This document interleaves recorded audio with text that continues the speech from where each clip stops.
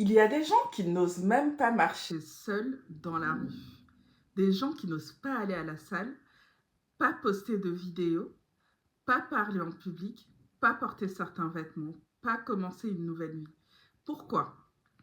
Parce qu'ils pensent que tout le monde les regarde. Mais la vérité, c'est que la majorité des gens sont beaucoup trop occupés par leur propre vie pour analyser la tienne.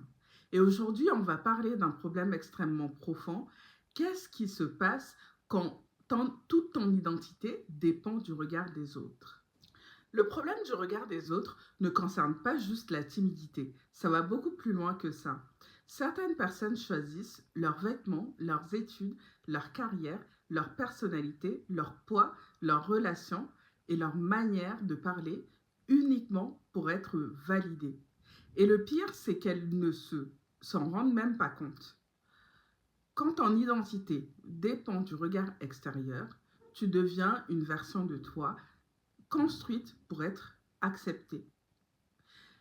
Pas pour être heureuse, pas pour être libre, pas pour être toi-même, mais pour être acceptée. Et honnêtement, ce n'est pas totalement de notre faute.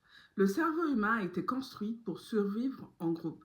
Pendant des milliers d'années, être rejeté par son groupe pouvait être dangereux. Donc aujourd'hui encore, le cerveau associe parfois le jugement, le rejet, l'embarras social à une forme de danger.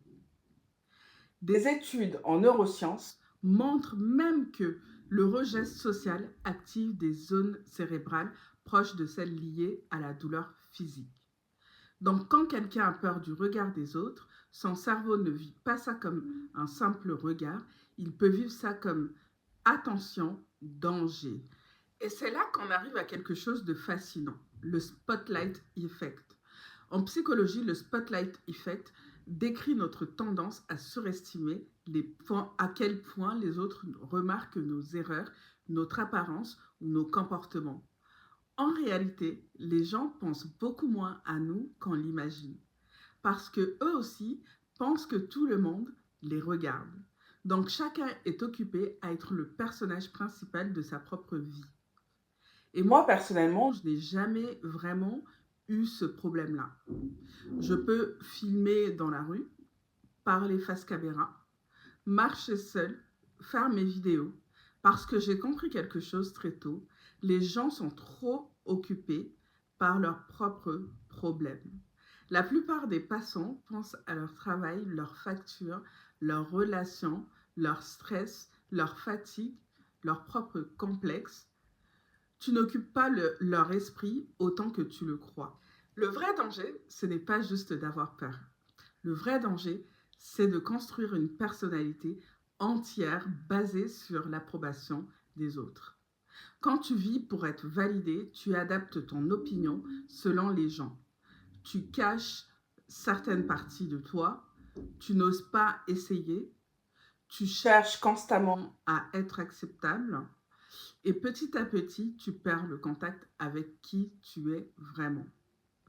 Certaines personnes ne savent même plus ce qu'elles aiment réellement. Elles savent seulement ce qui sera applaudi. Aujourd'hui, on vit dans une époque où l'identité devient publique. Les likes, les vues, les commentaires, les abonnés, tout ça peut transformer l'estime de soi en un système de notation. Et le cerveau adore ça, parce que chaque validation sociale peut libérer de la dopamine, le neurotransmetteur lié à la récompense et à l'anticipation du plaisir. Le problème, c'est qu'à force de chercher la validation, certaines personnes deviennent incapables d'exister sans audience. Et c'est là qu'on arrive à quelque chose d'extrêmement important, la théorie de l'exposition. En psychologie comportementale, l'exposition consiste à s'exposer progressivement à ce qui nous fait peur, jusqu'à ce que le cerveau comprenne je suis en sécurité.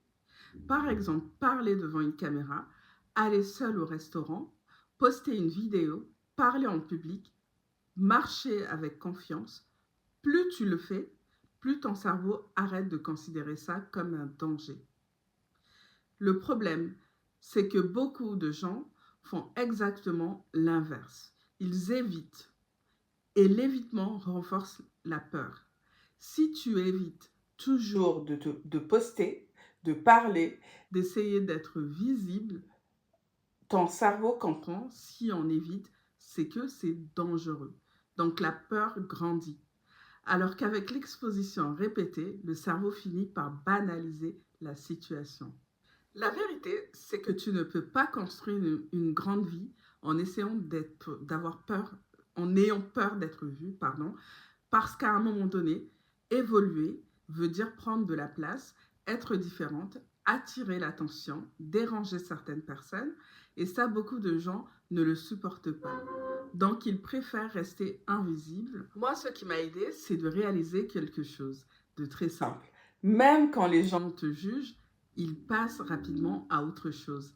Tu peux croiser quelqu'un dans la rue et cette personne t'aura oublié 10 minutes plus tard. On surestime énormément l'importance qu'on a dans l'esprit des autres, des gens. Et honnêtement, les personnes qui avancent dans la vie ne sont pas forcément celles qui ont le plus confiance, ce sont souvent celles qui ont accepté d'être vues malgré l'inconfort. À la fin, la vraie question c'est, est-ce que tu veux vivre ta vie ou performer une version acceptable de toi-même pour les autres? Parce que le regard des autres sera toujours là. Mais si tu construis ton identité dessus, tu laisseras des inconnus décider de ta personnalité, de tes rêves, de ton corps, de ta liberté.